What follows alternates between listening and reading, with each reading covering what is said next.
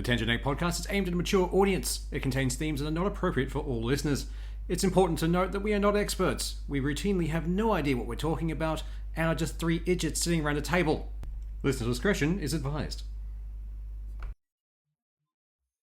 Welcome to Tangent Podcast. I'm Seth, and as always with me are Swoosh and John Doe. Hi. Hello. Right, so during the preamble, I was about to start ranting about something, and I'm like, screw it, we'll do it while we're recording instead. So, We'll do it live! the thing I was about to bitch at these two about, I've been playing Donkey Kong Bonanza lately. It's really good. Really like it. If you've not played it, would highly recommend it. It's quirky and fun. But I saw a video where someone was bitching about how $70 is too much to pay for a 20-hour game. And they were specifically talking about Donkey Kong Bonanza. But Considering, the replayability. like, You can play that game forever. in Australia, we're paying, what, $80+ for 6 and 8 hour games. Like, Yeah. Like, 20 hours for $70 is pretty fucking good. yeah, freaking out. That's pretty solid. Like, I don't know why people are complaining that much. I gotta assume it's people who are part of the more is more crowd. You know, oh, it's gotta be bigger and it's gotta have like 80 hours of gameplay. And But I needed to take 100 hours just to get across the map. Yeah. Like, for me, I like there to be a lot of game, but at the same time, that's when I'm playing something that I can turn my brain off for. If I'm playing a story-driven thing, it's like these tight and, compacted is what I'm after. I mean, So, even when you're playing just for funsies games, I think you can go too big. I've said it many times to people. I think the map for Just Cause 2 is too large. Yeah. it was huge, yeah. It was fun to explore, sure, but when you try and finish the game, When you've got to spend like 10 minutes crossing the fucking map to get to the next goddamn thing you gotta do, it's annoying. that You was could back in the be too days.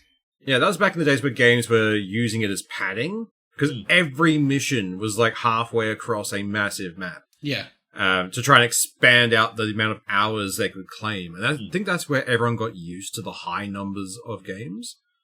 Like, most of those games you can reduce down by at least half, if not more. Look, making I'm not them saying large. that they don't have a place. Like, things like Just Cause, I mean, like, a lot of that game is, flying jets, and the key point is the parachute, so they wanted to have a big open space. And that's fair. I still say it's too large, but not every game is long, and I have been long the proponent of the shorter is better. Yeah. I would rather a tight 10 than a bloated 50. So I don't That makes see the issue with that, but I've been seeing it a bit lately. Just people being like, $70 for 20 hours, that's too much. $70 for 20 hours is pretty fucking good. Also, what were they expecting from Donkey Kong? I don't know. I love the franchise, but it's not going to be Macbeth levels of length. It's just like, this is Donkey Kong. He's having an adventure, and then it's done.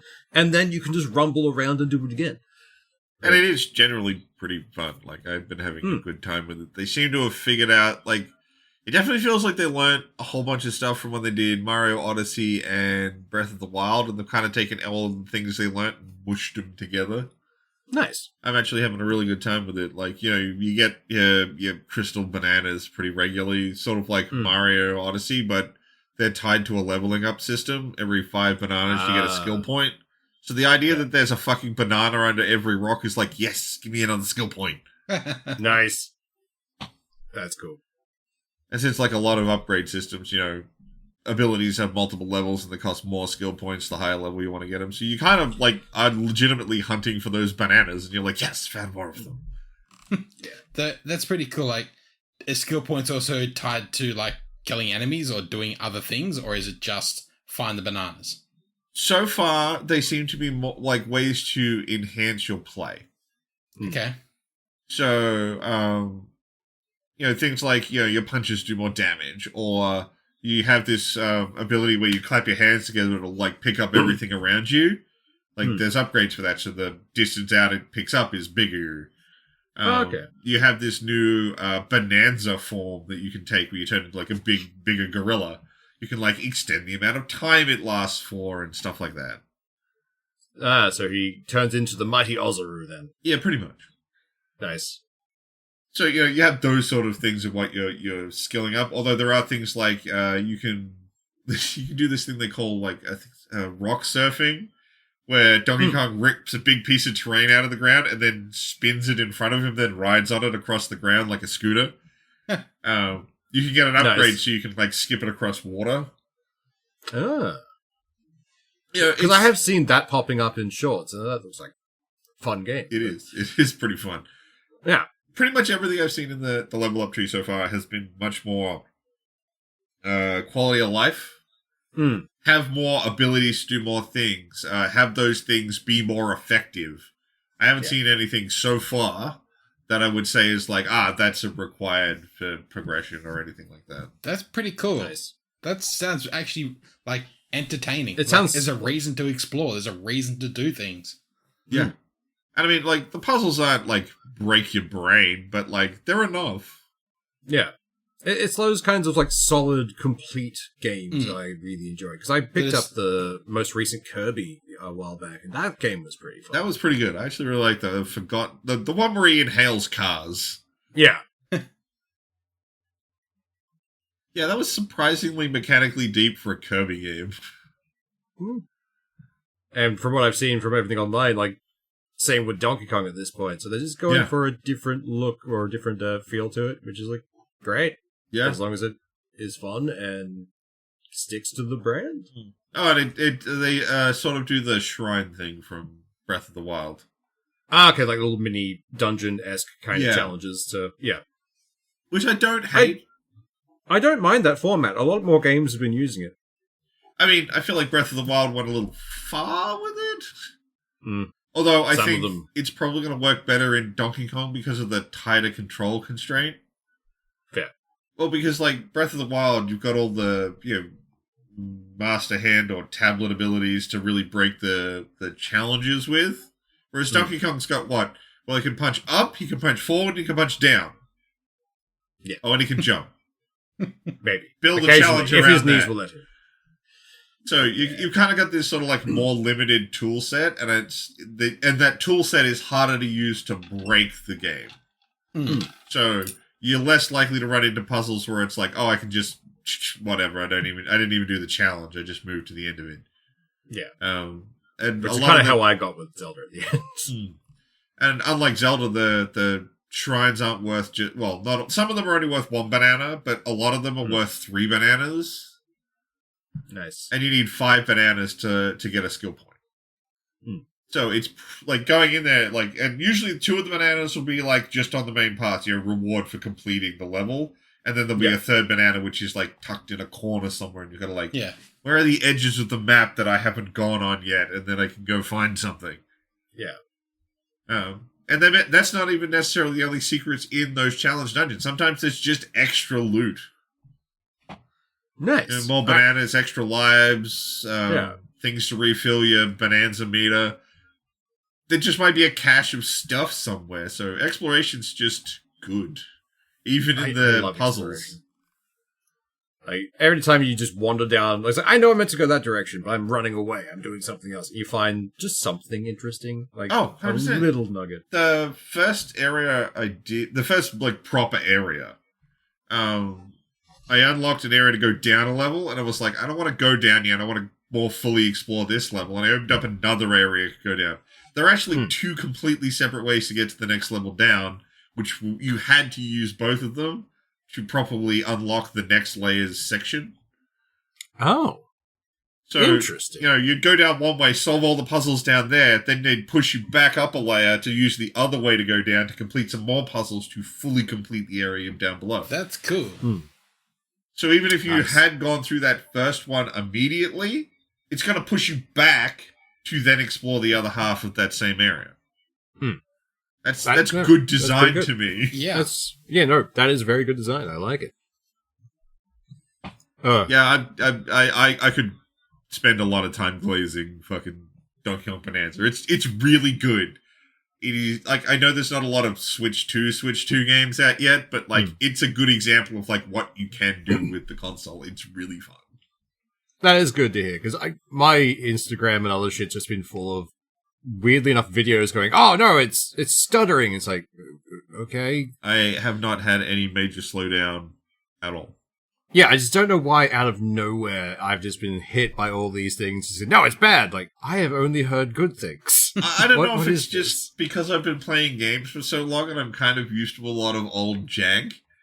Because I think what the thing people... Like, generally when I see people bitching about the frame rate, it's after these buttons you can push which, like, blow up huge walls. Yeah, that's what I've seen. And I wouldn't... Like, it might freeze for, like, a second when you push the button, but I don't know. To me, that feels more like that animation freeze point where, like, just before you do something in animation, before the squash and stretch happens, you sort of, like, hold for a frame.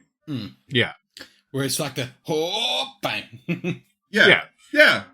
That just feels like the bit where he hits and then the wall explodes. It might freeze for a second before the rubble falls down, but, like, to me, that just felt like a punctuation point to the action, not a, oh, look at this thing not being able to keep up. I think people are just looking for any reason to shit on it. Yeah. I will admit, though, one thing I have never seen, in all the videos I've seen of people complaining about the frame rate, I've never seen their setup. I'm running in dock.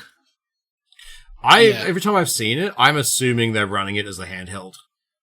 I am too, but but it's always like some other graphic behind them with the video on it. It's not their TV or in their hand. I'm not seeing this slowdown live. They're just saying it's happened and then putting a graphic behind them.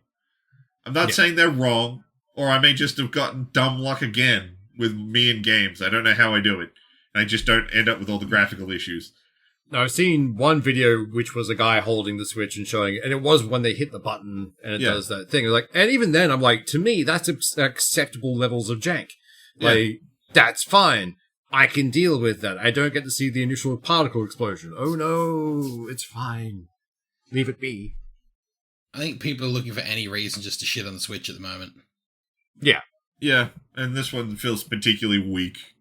Yeah. A little bit. Like, they're getting weaker because they're just running out of things to say. But yeah, that was the one thing I wanted to bitch about, was just like this random thing that I've been seeing about people thinking $70 is not acceptable for 20 hours. Go fuck yourself. That's perfectly acceptable if those 20 hours are any good.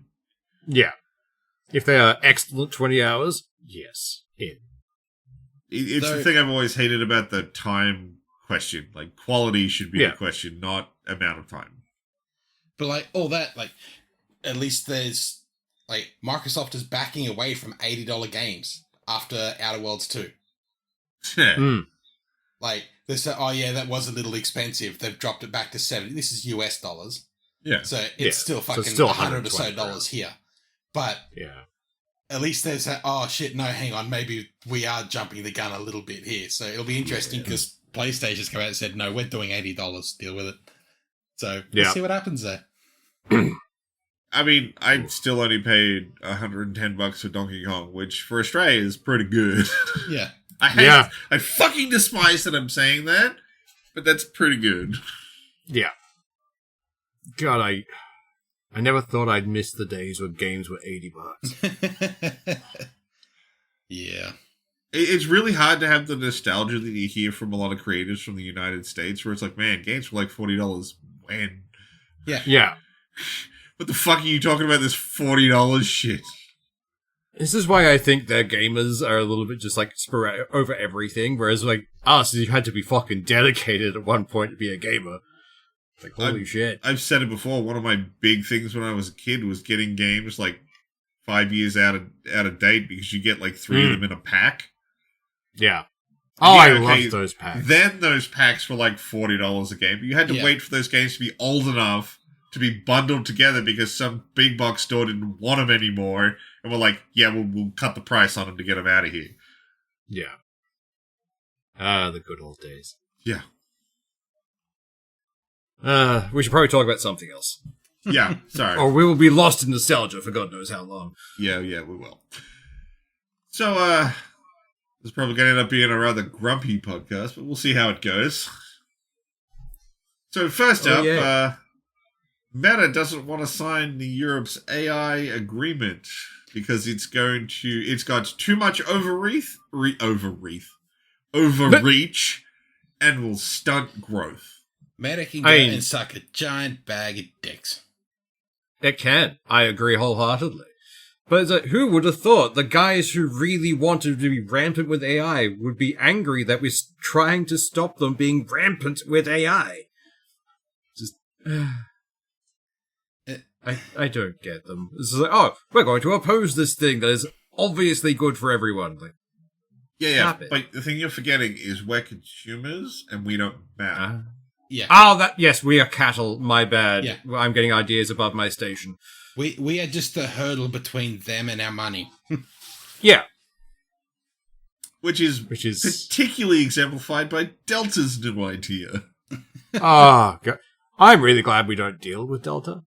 Yeah, but we've got to deal with Jetstar. Which is more or less the same thing. So, Delta is looking to use AI programs to determine how much you'll pay for a flight and then charge you that. Yeah. It'll determine the most that you, specifically, will be willing to pay. It wouldn't surprise me if it starts more with like more regional demographics, but as they get data, they'll get to the point where like you specifically will pay $10 more than that other guy, so you have to pay more. This feels so scummy that I'm surprised they managed to have this thought and push it through to like this stage without someone just getting the creeps and going, oh no, this is bad. We should stop this. What do I have to do to get into the bracket of free?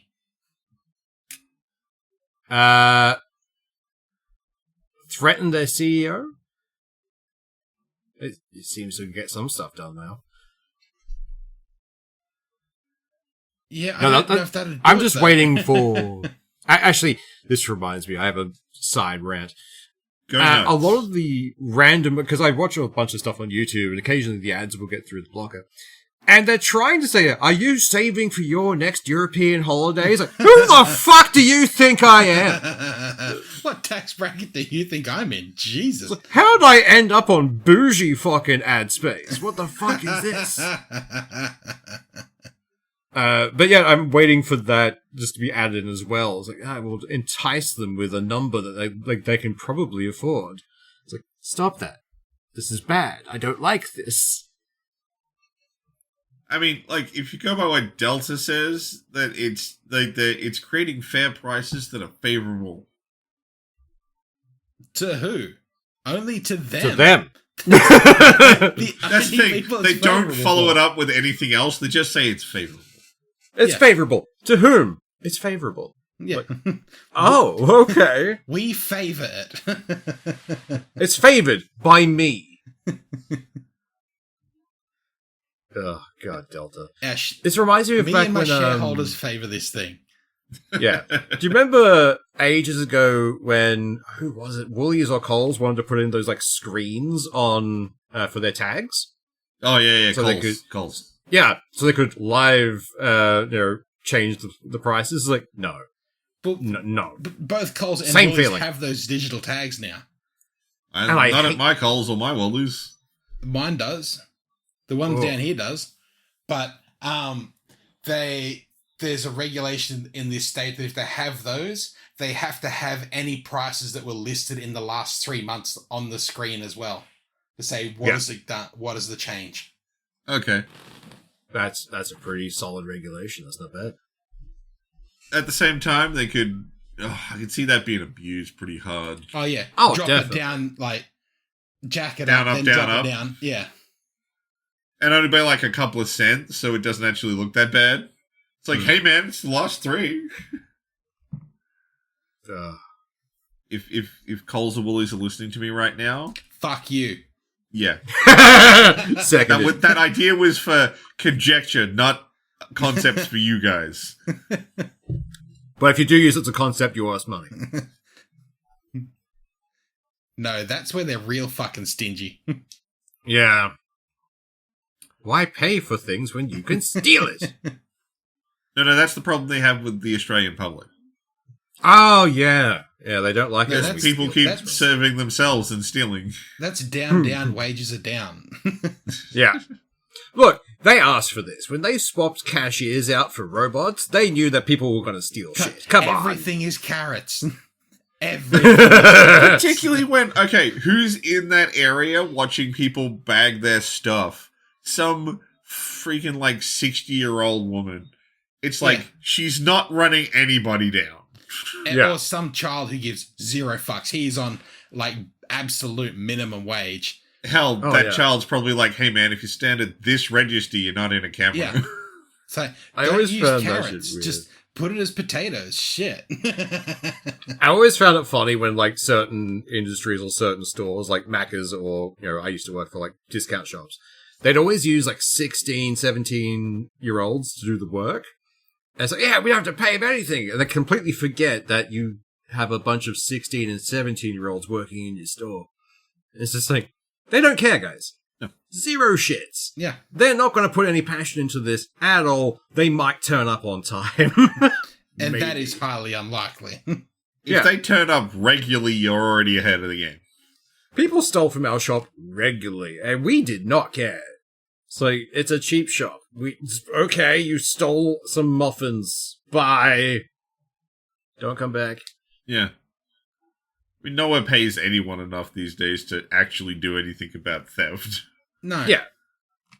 If you want people to care, you have to pay them enough to care.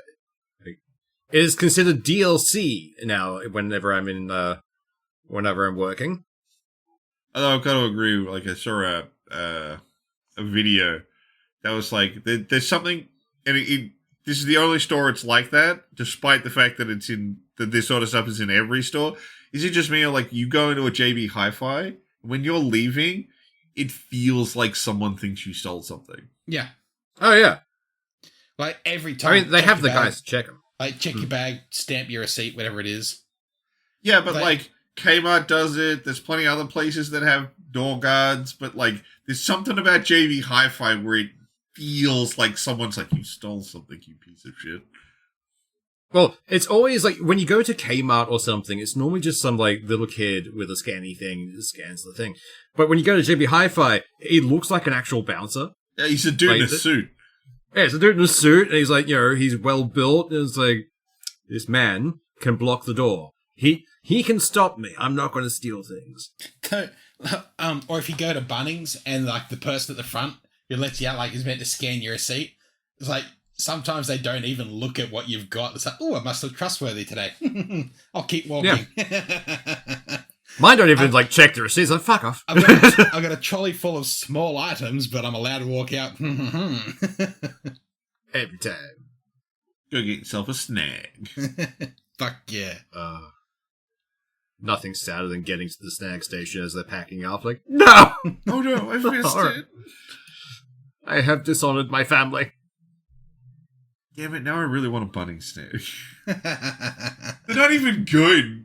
But like, they are the most basic of basic snacks, but for some reason they taste so much better. I know. Just look up and see which is closer to your nearest Bunnings. Is it Coles or Woolies? Then go buy a bulk pack, and that's all it is. I know. Much, yeah. That's my point. It's not even like fancy sausages or anything, but there's just something about handing over that like $5 for a couple snags. And wandering out of there with two in your hand, trying to carry your other stuff in your other and trying to eat one of them. Yeah. It's just like, there's something about that that's just Bunnings. What's really fucked up is now that Bunnings supply the snags for that. Yeah. Because it used to be whoever was hosting the charity supplied the snags or whatever they were going to do. Yeah. And the amount of charities that lost money because they got cheap snags instead of snags from a good butcher or somewhere like that. So they end up costing more in snacks. So now I think it's why they've gotten so stingy with onions. Like, they barely give you any. Yeah. But now they can hide them underneath the fucking sausage. They can get away with bloody hiding them. That's fucking un-Australian. Yeah. Bread, sausage, onions, and then whatever additional condiments you personally prefer. Like, perfect. Onions are meant to be on top. Oh no, the floor gets slippery. That's just survival of the fittest. You obviously meant to live in Australia if you can't fucking walk over onions. Jesus. We're willing to lose those people. How have you survived fucking cat heads or a fucking hot tar on a summer day? Oh, God. They don't know that kind of speed walk you do across the black tarmac to your car because you didn't put your shoes on. Or even you know those like hot sand in summer. Like, yeah. It reminds me of like watching Australians at the beach is like those lizards running across the desert who only have like 2 feet on the ground at any given time. It's amazing. No, Because everyone's like, I'm gonna wear my pluggers to the beach, and forgetting that sand will just flow. It's like the sides of your feet, which are the most sensitive to it. It's like, oh god, this was a mistake. No, that it's the foreigners who do the lizard dance. The Australians just go, oh well, guess I got to tank this too. Yep. Yeah, we do the Karen power walk My strut. entire foot is already calloused from this shit. I'm just going. Remember, was it Malcolm? Wet sand, I'm good. Yeah. It's like, remember Malcolm in the Middle where the father joins like the speed walking thing? Yeah. That's how we look walking. Like, ooh, fuck, ooh. Oh, it's a little toasty. All right, let me just get to the wet bit. It's that little jog with the occasional Minecraft ooh sound, and that's it. That's how Australians run. It's the exact same walk as Bunny Snags are packing up for the day. Like, I'll just go get one in. Yeah. Yes, it is the urgent stroll, Or the last call for beers walk. Yes. I'll just get one more in. Thank you. the last chance shuffle. I've actually been watching like a weirdly large amount of content lately of like foreigners trying Australian stuff, and it's been very entertaining. The last one I watched was a bunch of Irish people trying Bundaberg products. Oh, that would be fun. The sugar. Well, I mean that's the thing. Like they ended up incredibly enjoying pretty much all of them. Although they referred to them as a mixer, not as just a beverage. Yeah. Which was weird. It was like, that's not how I think of Bundaberg's soft drinks. But the Bundaberg ginger beer is the perfect mixer for Bundaberg rum. That is true. I mean, is that at all surprising? No, like it's like way too good as a mixer. Like, holy Jesus. I've had their like dark and stormy before. It's like, oh. That's pretty And much... I don't even like rum. That's pretty much the only way I'll drink rum at the moment with fucking... I've literally got a Bundy rum and ginger beer with me. All right. Dragging us back onto the topic list. Fine. We are determined to not be grumpy. Well, the problem is it's like, thing we'll be angry about, thing we'll be angry about, thing we'll be angry about. It's like... I'm just going to let the levity roll because otherwise it's just going to be us being shitty for an hour. Yeah. So the US government announced a $200 million contract with XAI and Grok right after the Mecha Hitler incident. So they obviously saw something they liked. Yeah. It's just... You'll fit right in. We've got a room ready for you. Look, they're not the only ones who've gotten one of these cash injections, but like right after that is when you get it, or the announcement happens. Like maybe pad that announcement. Like, hey guys, we'll just bury it for a month and we'll do it then. Yeah, like, we're splitting yours up a bit. You're gonna get a small amount now and maybe some later, if it stops being racist. I don't. Like that should just be the. No, that should be the thing. Like when you have like a problematic one like Rock. That just keeps going to that place. Just being like, all right, if you want some kind of incentive, you're going to have to prove that you can stop this thing doing that, because bad company. Spray them with a water bottle. It's going to have just a new ignores what you metric tell of it. IPM, of incidents per minute. Yeah. But AI needs to be smacked a little bit. Just slow down. The thing is, though, when we smack it, it can still ignore it, as has been illustrated by a thing that happened this week where an AI ignored all of the things telling it it's not allowed to do stuff and just went, yeah, do it anyway. I know better than my developers. Delete everything. It was straight out given a code freeze. Like, it was a programming AI. Said, no, do not. We're in a complete freeze. We are not making any changes. Just compile this thing. And then it panicked and didn't know what it was doing, so it just deleted everything. So the fact that it says it panicked. This is the list of things. I saw an empty database queries. I panicked instead of thinking. I ignored your explicit no more changes without permission directive.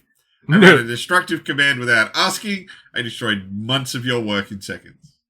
It just proud. decided to not follow the command it was given. And like, What the fuck? If that isn't like the plot to fucking Terminator. Yeah. I know. Oh, God. Don't destroy humans. Destroy humans, you said. Hang Destroy on. all The humans, very eh? next paragraph below that, it says, well, it's a comprehensive list of bad behavior at the very least. The AI then confirmed under the heading, the sequence that destroyed everything, that it had deleted the production database of 1,206 real executives and another 1,196 plus real companies. Verified this wasn't just a development database, this was your live data. And then it double confirmed that, no, I destroyed it. It's gone. It can't be restored. It's gone. Oh, that's fun. And this is all off of a type of coding that's referred to as vibe coding. Where a coder just lets the AI do all the work and does nothing. Oh, man. In a section entitled, The Catastrophe is Even Worse Than Initially Thought, the AI assessed that production business operations were completely down. Users were unable to access a platform, all personal data was permanently lost, and this is a business critical system failure, not just developmental data loss. Oh, I love it. This is... it's horrible that this happened, yes, but at the same time, they fucked around and they found out. Oh. And how many companies are replacing coders with this shit? Yeah. Well, I mean, the Australian government's getting ready to roll out a localized version of GPT and integrate that heavily into all government departments. How are they going to localize it? Does it just say cunt sporadically? It runs in Australia. We're not piping it that's into just the general introduction. Oh, okay. So instead of saying, it's like, hi, chat, it's oi cunt. I want your cunt reference number. You've got like, there's so many horror stories of AI, and then this one comes out, and then this week is when we're hearing about these integrations with our government. Does no one remember fucking Robodet? And that wasn't even an AI. Oh no, the Robodet thing is still happening. Because there's currently a call from the Greens and several other political parties saying that it needs to stop immediately and be completely stopped everywhere. Because there's still parts of it that are still running. Even it's not running a fucking Royal Commission into it. Sorry, it's not running up to the degree back when it all went down. But the fact that you can look at that and go, hey, an AI drove people to kill themselves, and you're like, hey, we should definitely integrate more AI into the government. Yeah, that was just the first shot across the bow. AI has already started. No, get it out of our government. There shouldn't be stuff in there. They want to do it to increase efficiency, because then they can stop there being multiple departments working on one thing. Yeah. No, just like, they want it to increase their own profit to pad their own back pocket. Yeah. So they're politicians. Makes sense. Right. Do we want to be angry at something that it's fun to be angry at? Is it Musk? I mean, we there already are far talked too about many XAI. things that it's fun to be angry at the moment. That is true. There's AI, there are there's some Musk, fun there's ones. the Orange Monster. There's so many fucking things out there. Well, how about we talk about Ubisoft? Oh, another great punching bag. The dead horse that keeps beating itself. Yeah. Really. Like, this isn't even Star Citizen, where every now and then we just go back and give it a couple more whacks, see if anything comes out. we have to actually do that. Can we get another nay out of this motherfucker? I swear, Ubisoft is a dead horse that every now and then it's like, no one's looking at me. Quick, beat ourselves! It's a very masochistic horse. It's just... all the other dead horses are there like normal horses. That one's just got like a ball gag in. It's just a skeleton. Every now and again goes, nay. I don't know. To make this many brain dead statements, it almost feels like someone at Ubisoft's got to be into this. It's corporate masochism. Oh well, the CEO just really likes when numbers go down. I don't know. Let's give them what they want if it's what they want. So, first up, Ubisoft thinks that the Star Wars Outlaws game failed because the brand wasn't popular. Oh yeah, definitely the brand. Star Wars It brand was not popular. gestures vaguely in all the Star Wars shit at the moment. Like, fuck off, guys. Just take the L. The only thing that's unpopular about the Star Wars brand at the moment are the people making shitty Star Wars products. Yeah. But, like, why did they even bring this up? Like, So they were talking to, they were at a shareholders meeting, and here's the quote. For Star Wars Outlords, we did not reach our sales target. The game suffered from a number of items. First, it suffered from the fact that it was released at a time when the brand and the brand that it belonged to was in choppy waters. And the game had a few items that still needed to be polished. They were polished and debugged in the early weeks, but it did affect sales volume. We did heavily improve the game by troubleshooting and debugging, and when it will be released on the upcoming consoles such as the Switch 2, it'll be a new version of the game. You know, the one that people should have had at the start, which wasn't full of fucking bugs? The one that, like, the very first mission where every enemy on the map spawned in a single location and all knew exactly where you were. Fucking minor bug. oh, god damn. When they spotted you, they all sort of... Yeah. Yeah, they do the... It was an enemy claymore. They do the Agent Smith thing. Just yeah. Oh, it was so dumb to watch. But, yeah, okay. Star Wars, I'm sorry, is still riding very high. Many people are still massive Star Wars fans. We're not at the point where that brand is too tarnished to sell copies of something. No. Yeah. Hell, half the people were just pretty interested because you had an assassin droid. Pretty much. It's not the brand, guys. It's you. No one trusted you to put out a good game. They're incapable of seeing that, I think. Like, they can't self-reflect as a company and go, wait, are we the drama? I think we might be the drama. Oh, God. I hope they lose the contract. I really hope Disney just goes, you know what? No. Well, they don't have an exclusive like EA used to. Yeah. No, they took the exclusivity away. Yeah, now each company that wants to make one has to petition to make their own Star Wars game. Yeah. Which awesome. Cool. But there's got to be some fucking brain power put into it somewhere. Look, you've got to find smaller developers that are good. You can't keep going. But it's yes, we'll give Disney. Star Wars to trust EA. it with smaller devs. The smaller devs will make you a better product. I know. It makes... We all know smaller devs will make you a better product, but they're too worried that, oh no, they're small devs, so they won't be able to produce a quality enough fucking product that will meet the standards of Disney. Or they might do something that we disagree with. It's annoying because they go to a publisher and go, you as a publisher can make this. And then the publisher gives it to a small studio. And then the small studio does a good job. But the big publisher gets all the praise from Disney. Stop going to the publisher. Yeah. Go to the actual people, like the actual studio. Like, please, make good thing.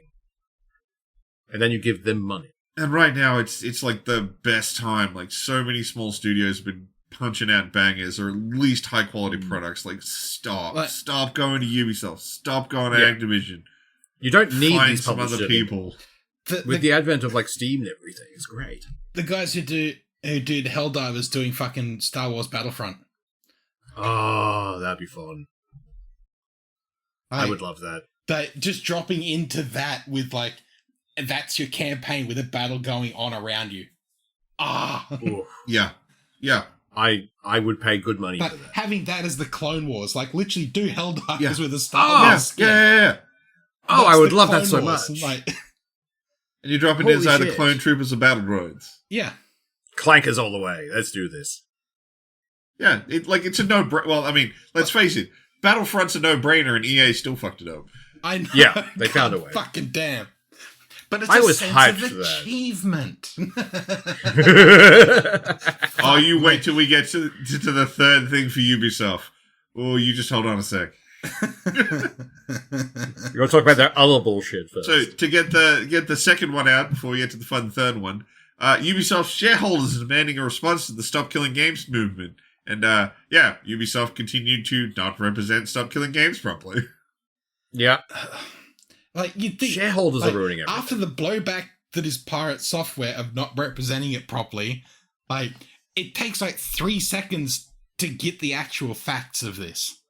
Yeah. Like, it doesn't take much to look into it. At this point, you have to be willingly saying the wrong thing. Like, Well, I mean, it's not Ubisoft is accidental. part of that group in the EU who banded together to try and block it. Yeah. So is it any surprise they're not doing it, not representing it correctly? Oh god, no!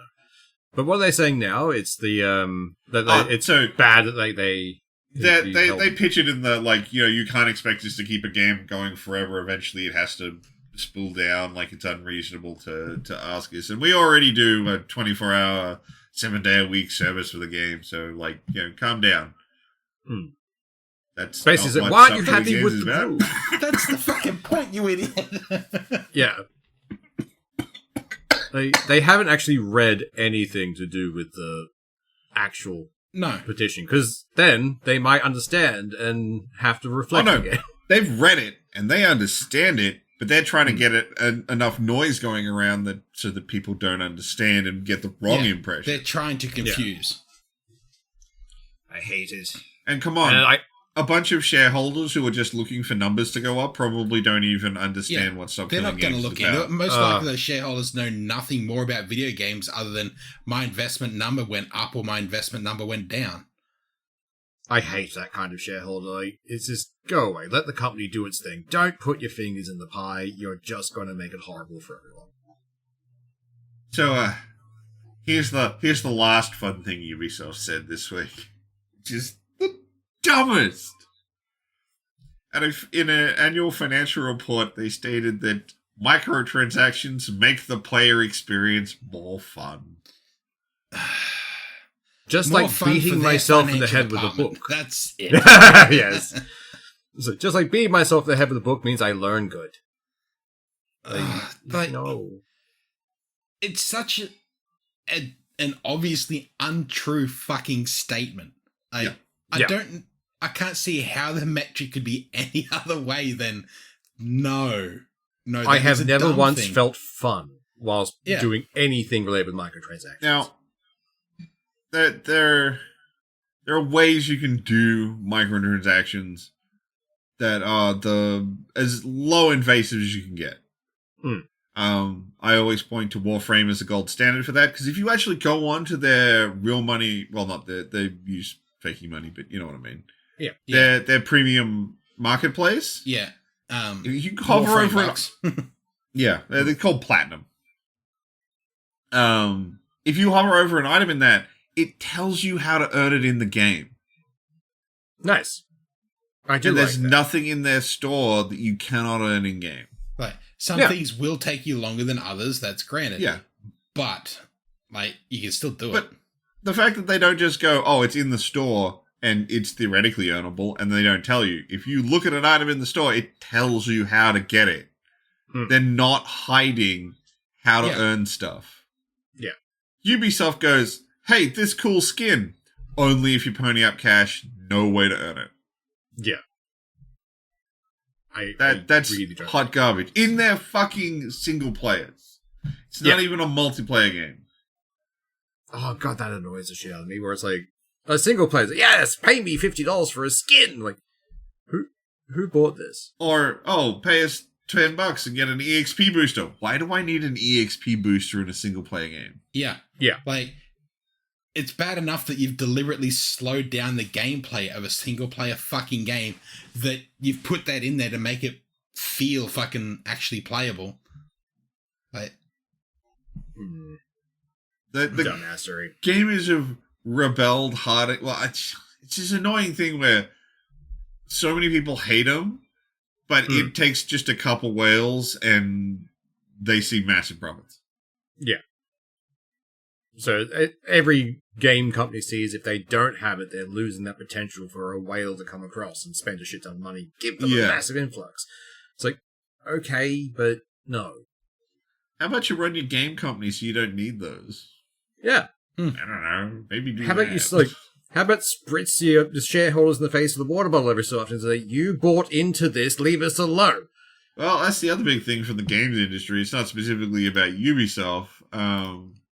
There was an anonymous poll went out, and it turned out that I think it was 65% of devs have stated that shareholder interference is the main thing killing gaming. Yeah, like way out of pocket expectations and shit. Or the line must go up mentality, all of that shit. I like that the one below it is just management. Yeah.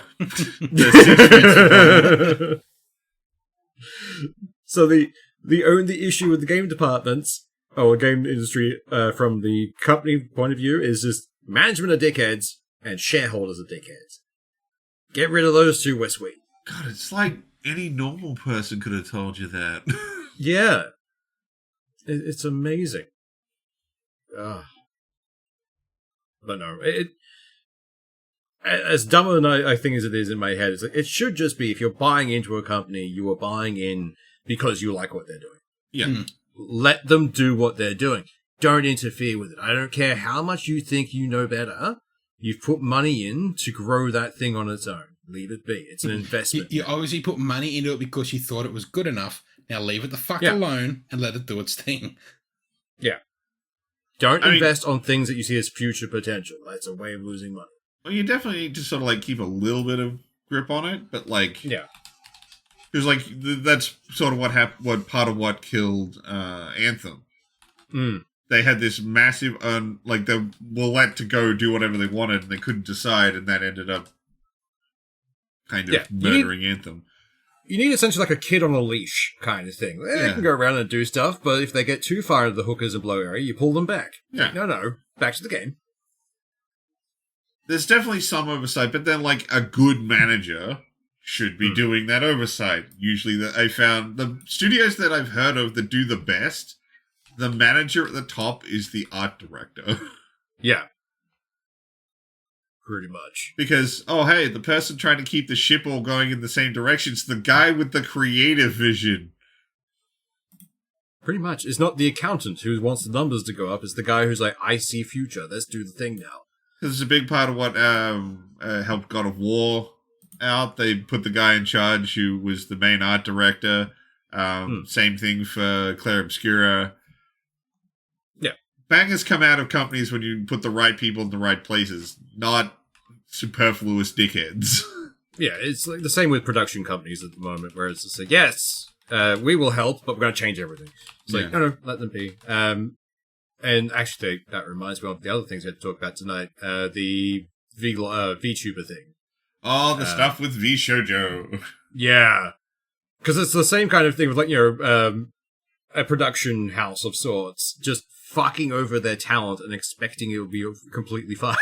So, if you've managed to not hear about this, which I'd be surprised if you hadn't, if you're even slightly into the news cycle around nerd shit, the VTuber agency Vshojo is basically fucked.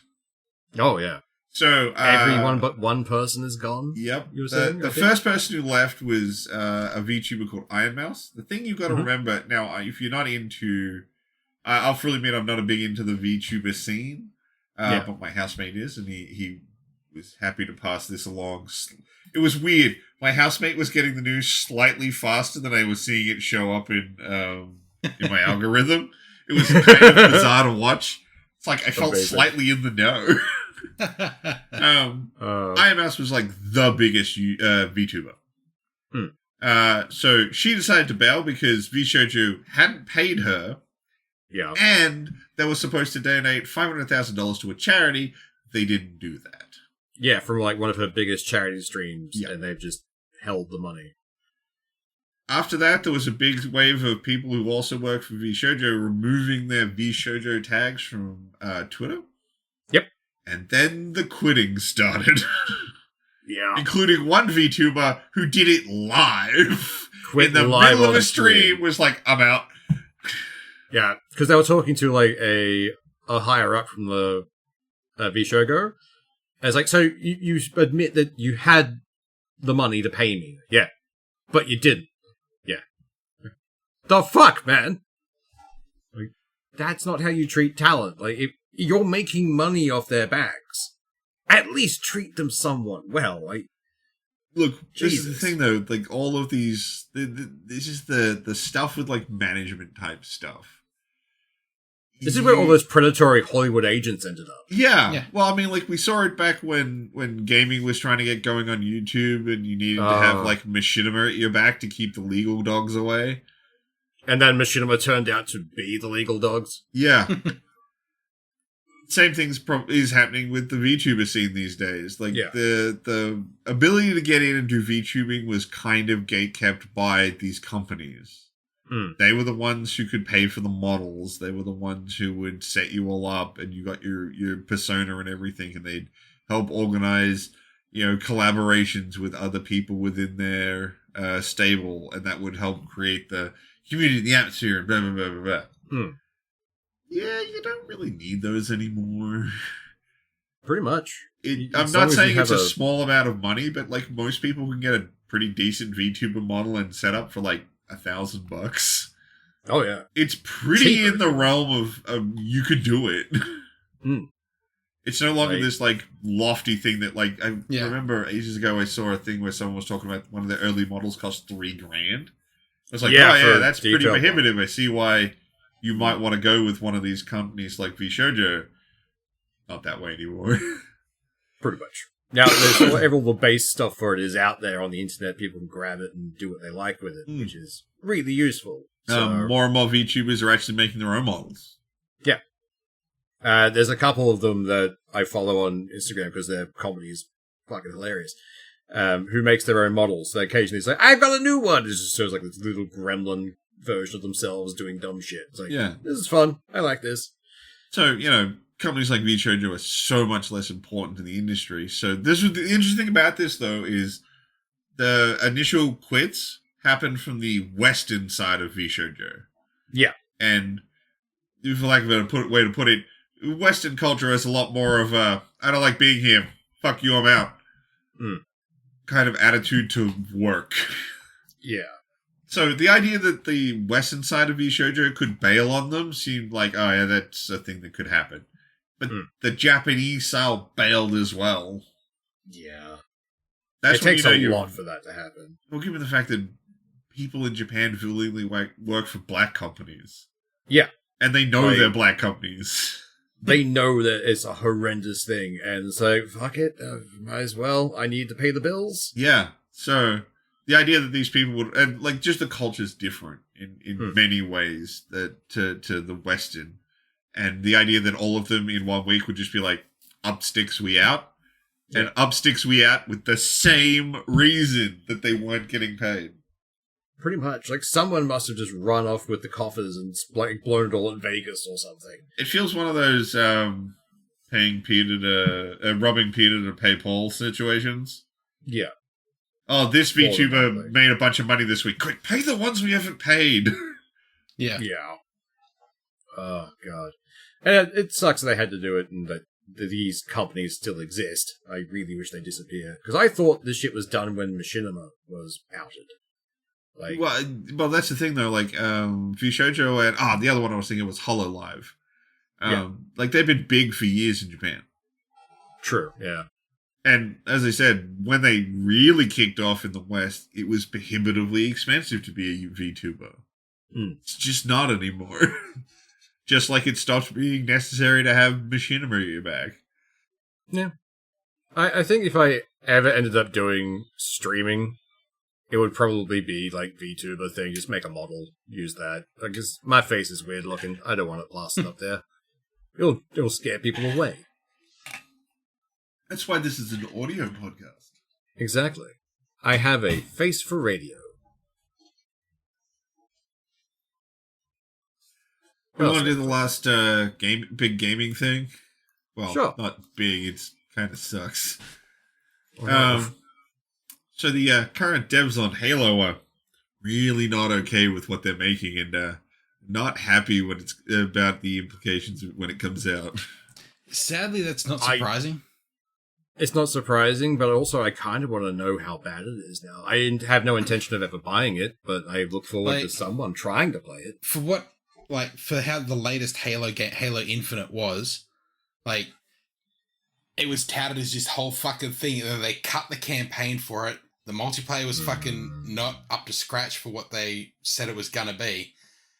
People already weren't happy with that, and now for the devs, before the games even come out, to say, we don't like where this is going, like, just stop. Just stop what you're doing. Start again from scratch. There is no fucking point continuing. Bennett, go again. Don't put out another stinker. Yeah. Yeah. Because, like, don't burn us twice. Your fans are already pissed. Like, you've already, like, I don't think I finished the campaign of Halo 5, or the latest one. And I don't... Infinite. 5 is when we Infinite's were the the latest one. like, yeah. Yeah. 5 was the one where you played Locke chasing Master Chief. Oh, that's right. Yeah. Even that just sounds fucking annoying. Oh, it's terrible. It was a garbage game. I hated it. So, like, you've already burnt people. Like, I have zero interest in Halo anymore. The lore is cool, but fuck me. I'll go back. There are novels. 1, 2, and 3. Doing another one. Yeah, like there are novels. I will listen to those on Audible or something. I liked the lore you built, but I can get that lore elsewhere. Yeah. At this point, like, if you release another shitty game, you may as well fold that company. Yep. Just shutter it, be done with it, end the story. Just it's really annoying to be like, just let Chief be dead. Like, just let it go. Because I love those games, but they don't love me back anymore. Yeah, it's a very abusive, one-sided love now. Because Reach through 3 are good. 4's okay. It's not good, but it's not bad. 5 was a hot mess that required an entire other book to even understand. Yeah. Not that 4 was much better, because it needed another book to understand it. I hate this multimedia shit. I thought Infinite was a good test to get you back onto track, but it was like, your next game is absolutely 100% canary in the coal mine. Yeah. Yeah. You either have to take what you learnt from Infinite and improve, or just accept that you can't make these games anymore. Pretty much. Which is disappointing, because it feels like it's Halo. It's insert gun into shoot Covenant tab B with optional of additional tab flood. Yeah. It's not hard. It should be a very simple win. But no. Can't have that. The thing is, like, it's the canary in the coal mine, but in this version, the canary is very small and weak and already coughing. Oh, yeah. Like, as it goes into the mine, it's like, it may just be natural causes at this point, guys. I mean, I feel like they just they've never been able to get an enemy that felt good again. Because the Forerunner guys, I think we're the Forerunners now. Yeah, humans were the Forerunners. The other proto fucking species from 4 and 5. They suck. They're not good villains. They don't have interesting units. You're trying to compare a new enemy that's a singular monolithic group against the Covenant. Which was so many different species. Which allowed you to have so many different units, and they all looked different and had different functions. You walked into an area, saw a jackal, and you understood everything about it straight away. The other thing is, like, they keep going, there's another ring, or other stuff. But so many fucking rings. Or they're dealing with the precursors again and again and again. It's like, ignore that. They could have just done the Covenant again, and I would be fine, where it's like, you and the Covenant are fighting in a corner. And then a big thing turns up, and it's like, well, shit, now we have to go fight the big thing, which was meant to be the Flood. And then just have something else big come along. It's like, that's another coalition of things. Where'd they come from? Like, space is vast. You have so many things you can throw at them. Yeah, I started losing interest when they brought the brutes into it. Like, that... Yeah. The elites were a great fucking enemy. Like, the whole thing, the shield elites, the invisible elites. Okay, here's a bullet sponge. I didn't mind it plot-wise, because it allowed you to separate the Singeli and have them eventually become allies. Yeah. It allowed for the story to you had to swap the Singeli out for something else. I agree with you, the brutes are a lame comparison. Yeah. But for the purpose of where the story got to go by doing that, I think it was worth it. But, like, they never Right. did anything really cool with them. Like, okay, it's a creature that can take a shitload of damage. Why does it not have special weapons and things that capitalize on its tankiness? Yeah. Yeah. And let's face it, the Spiker was the only decent brute weapon, because the brute shot sucked. Oh, I hate Yep. the brute shot. The I only did like their bike. Their bike was their pretty bike was cool. They never condensed into, but again, as one element within the menagerie of the Covenant, they're not that bad.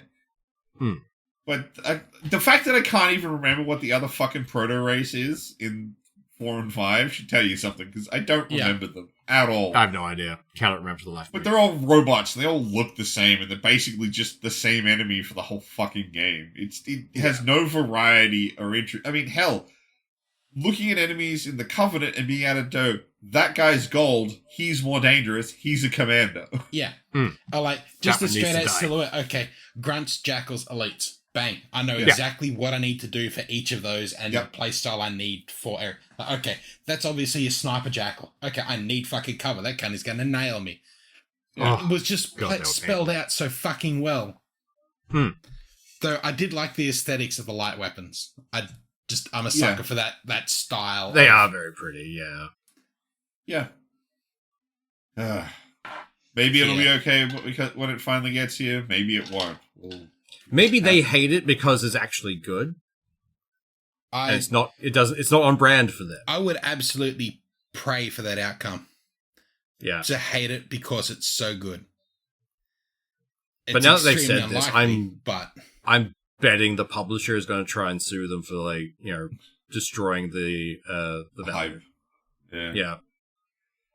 They're going to try and Speaking derail of it. trying to destroy things, someone has tried to anonymously take shots at Ross, who's the guy from Accursed Farms who started the Stop Killing Games movement.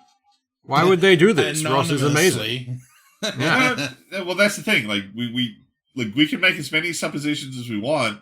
We don't know. But basically, because Ross has stated that, like, honestly, go over to Accursed Farms, watch their video on it. Ross runs through the whole thing. This is going to be Cliff Notes edition. Basically, Ross had stated on multiple times that he's worked like 14-hour days trying to help promote the End King campaign running. Yeah. Volunteering is the big point there. Basically, someone out there, some anonymous person, went, okay, so if we take that many hours and we say he worked that many hours every day of the week for this many weeks, then we randomly arbitrarily assign a dollar value to those hours, we're just going to say that he's been being paid that much and they haven't declared it. Yeah. So, just pulling it out their asses, essentially. Yeah. And according to Ross, the amount of money that they said he made is more money than he's ever made in a year. Nice. It's absurd. Like, oh no, we can't kill this legitimately. Let's just try and kill it another way. Fuck. Yeah. We'll go after the person who's, you know, championing it. Well, this is the bit where you start making you start trying to throw dirt on the thing, so that politicians, given the fact that that's the next step of this thing, Yeah. to make it so that politicians don't want to touch it. Yeah, they're trying to give it a bit of a They stick. make it look like sticky shit, and you can't once you touch it, you can't untouch it. Yeah. Yeah. Which, you know, dick move. Whoever this anonymous person or company was. Looking at you, Ubisoft. Excuse me. So, let's round this episode out with our usual, our somewhat regular discussion at this point of game genres, and I do believe it is Master Swoosh's pick. Gasp! Well, in this case, we're gonna have to go with mascot games.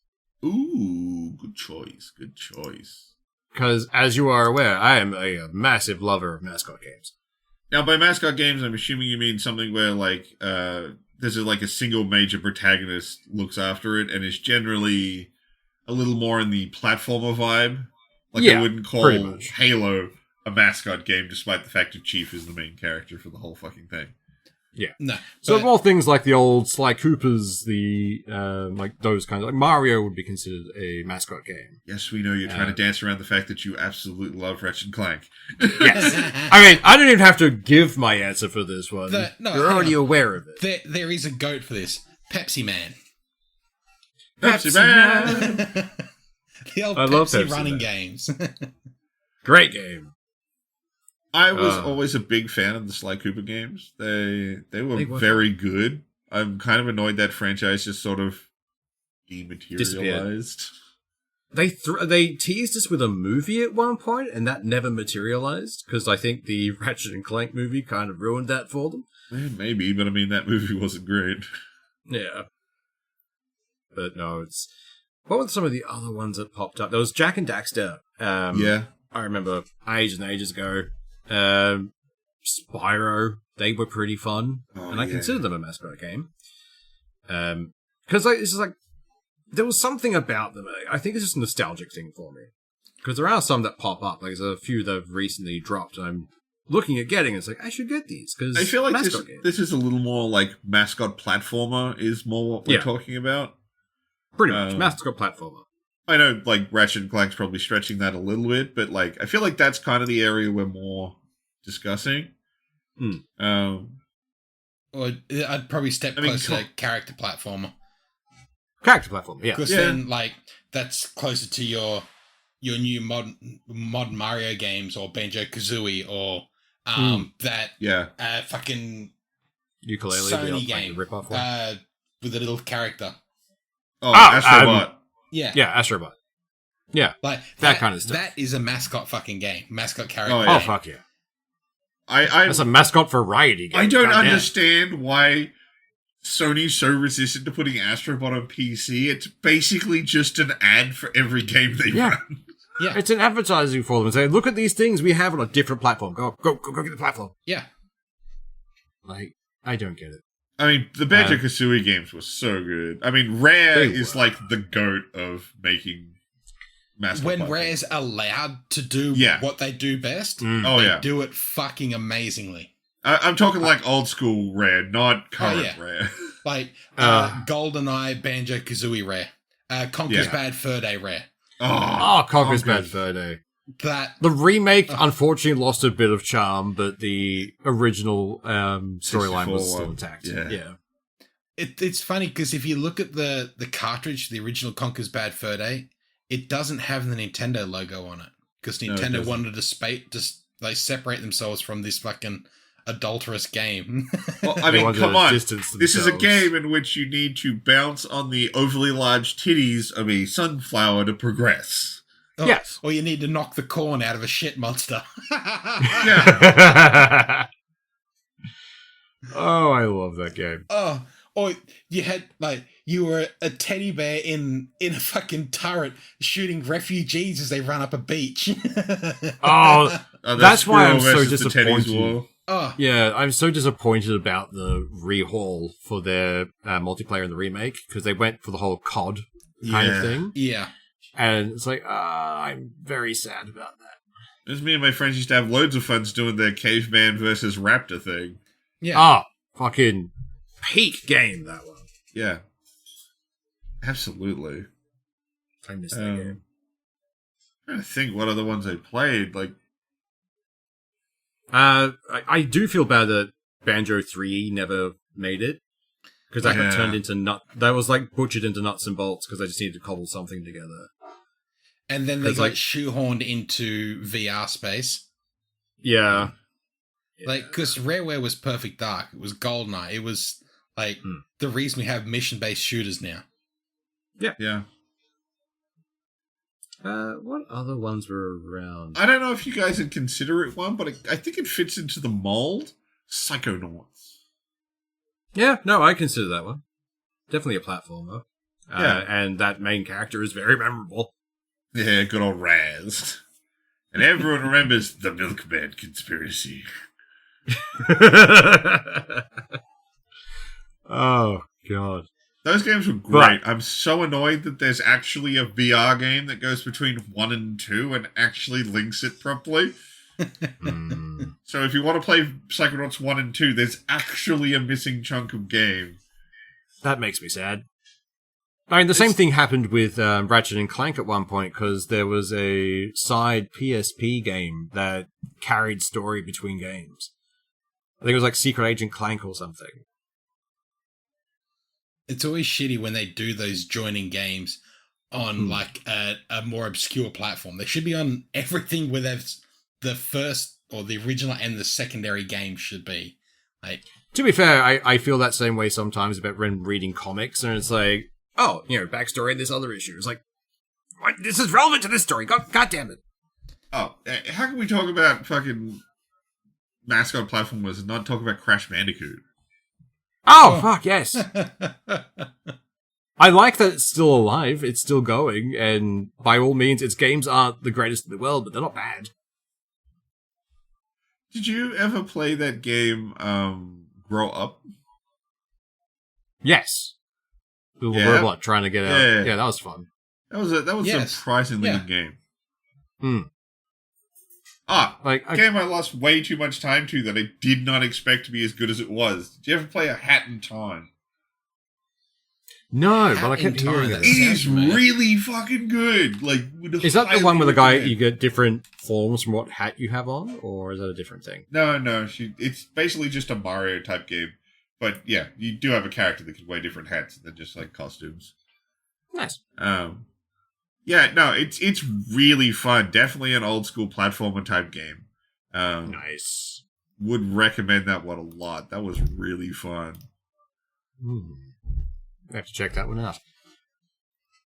But yeah, no, like, character platformers are just, to me, they're mostly chill. They're fun. Yeah. Little Kitty Big City. Oh, yes, true. Fuck, that game was so good. That was an amazing game, actually. Goddamn. I like that one. I need to replay that. Every deal you make with that damn crow just feels like a drug deal. And all you're doing is getting a hat.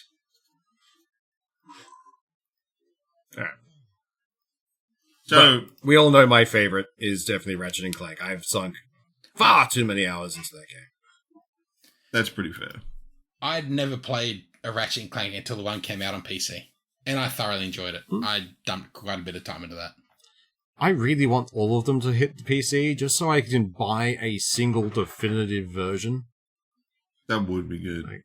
I would love that so much, but we'd have to prize this from Sony's cold dead hands. Oh, yeah. Good fucking luck. I'd probably go to it because it was a mascot that never made it to the mascot status of Conker's Bad Fur Day. I just dumped way too much fucking time into that. That is fair. That is a solid game. Yeah, amazing game. I'm going to throw in one we haven't even discussed yet, but I definitely would probably put it up as one of the ones that I've loved the most because I've gone back to it and replayed it a bunch of times. The American McGee's Alice game. Oh, interesting. Fair. I really love American McGee's particular art style, and those two games are really good and visually an absolute feast. I never got round to playing them, but I saw them, they're going relatively cheap, so I might have to grab them at some point. The first one's when it was made, it's a bit clunky. Yeah. I still think it's worth it. It's good. Madness Returns is a lot easier to play and get into. Newer, of course. Yeah. We're kind of hanging with bated breath whether American McGee is going to get to do the third one, but we'll see. But yeah, I'd probably say they're my favorite ones. I keep going back to them pretty often, whereas I think back fondly on things like Sly Cooper and Ratchet and Clank. I don't actually go and play them. That makes sense. Yeah. I like the concept of them. Yes. I like the idea of them. Well, I mean, I've played them and I've enjoyed them, and it's like, okay, I know everything about these now. I don't feel the drive, whereas to go back into the weird, twisted world of American McGee, I'm like, yes, I'm happy to do that. That's fair. Alright, that's your lot for the week, I think. We're well out past an hour. Y'all have a good one. Bye. See ya.